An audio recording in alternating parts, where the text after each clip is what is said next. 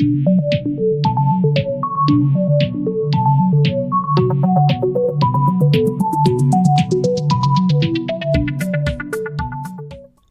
everyone, welcome to the Thinking Crypto channel. I hope you're doing well. On this channel, we cover the crypto news and we interview many of the folks who are building and investing in the crypto asset class. Please hit the thumbs up button, leave a comment below, and hit the subscribe button if you're new here. Guys, very big news. Kraken, the crypto exchange, is launching a crypto bank in Wyoming, paving the way for possible stock offerings. Guys, this is huge, and Dan Held, who works at Kraken, tweeted the following: Kraken becomes the first Bitcoin bank. You guys may recall I interviewed Dan about 4 months ago. If you haven't seen that interview, check it out. He believes in the Bitcoin $1 million super cycle, and we talk about institutional investors and many other things. So a big win here for Kraken, and we continue to see the expansion and investment right from these crypto exchanges, showing they are setting up shop wherever they can, putting their stake in the ground because they're trying to grab as much market share for what's coming, guys, and that is the next parabolic cycle and cycles, and of course the future cycles, right? But we know that we are in a bull market and there's a parabolic cycle coming up possibly next year. So big news, and of course in Wyoming they have very great crypto regulations. Now, there is a blanket federal law that's coming with Brian Brooks and the OCC and so forth, but Wyoming is, of course, has a head start. They are very crypto friendly. You guys may have seen my interview with Brian, if I can recall his name here, Avanti Bank, which is headed by Caitlin Long, and Brian, if I can pull his name up here, I'll pull it up for you guys.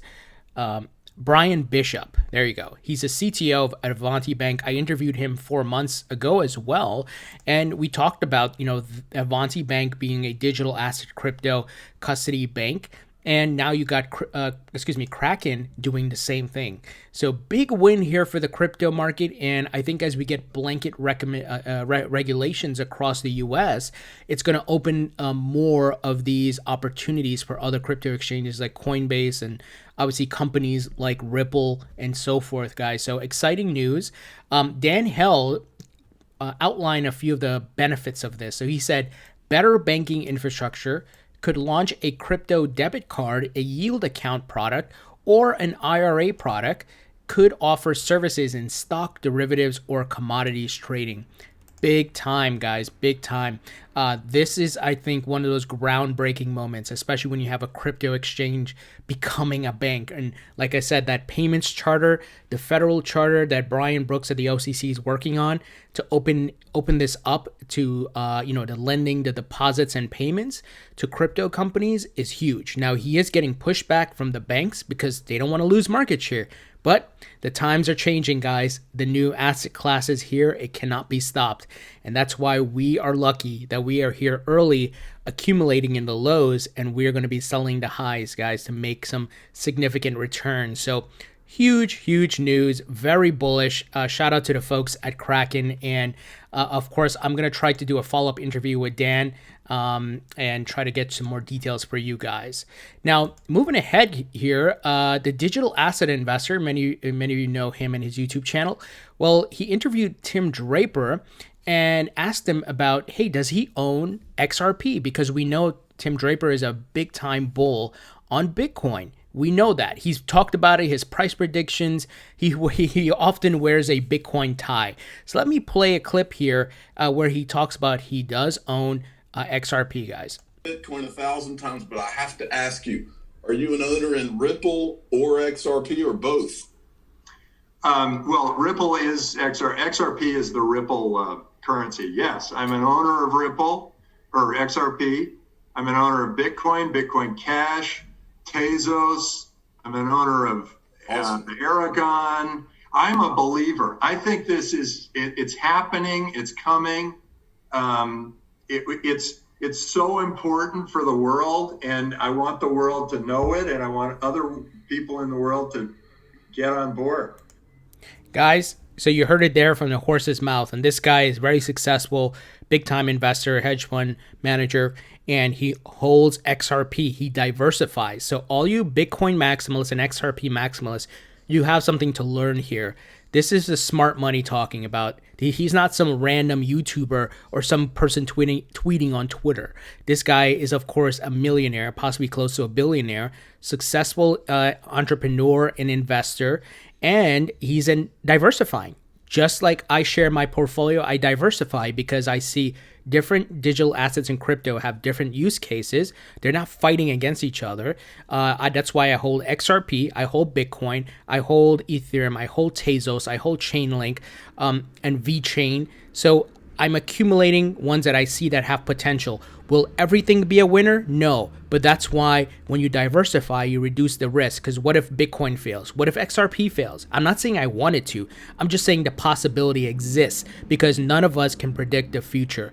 And that's how smart money operates. So anyone who's a maximalist telling you should only invest in one item, like they're saying just buy one stock or just invest in gold, that is wrong. And likewise, if you're telling you just buy one crypto, right? This is the one that's going to rule them all. That's nonsense. You gotta be smart here, right? And use investment principles. Don't get caught up in your emotions. What it has potential to make money. So that's what I want you guys to think about. And you heard it straight from the horse's mouth. Tim Draper, a very successful person here. Now, Brad Garlinghouse, Ripple's CEO, tweeted he's disappointed to see India flip-flop on crypto, hamstringing a nascent industry which could serve one of the biggest populations of unbanked/underbanked citizens. This is on news from Bloomberg that India plans to introduce a new law banning trade in cryptocurrencies, which is, ridiculous. They are flip-flopping back and forth. I don't know what's going on. I feel like, look, I'm Indian. I'm not East Indian. I'm West Indian from South America.